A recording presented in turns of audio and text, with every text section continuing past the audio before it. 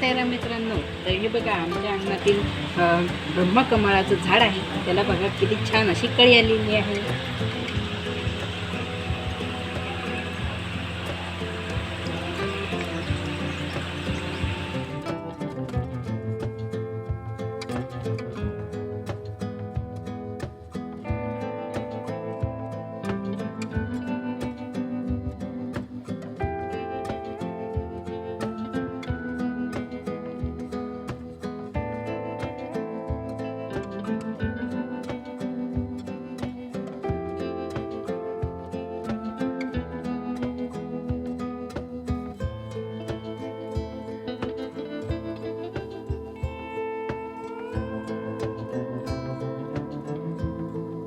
Video आवडल्यास like करा, subscribe करायला विसरू नका. भेटूया उद्याच्या ब्लॉगमध्ये. ओम साईराम मित्रांनो.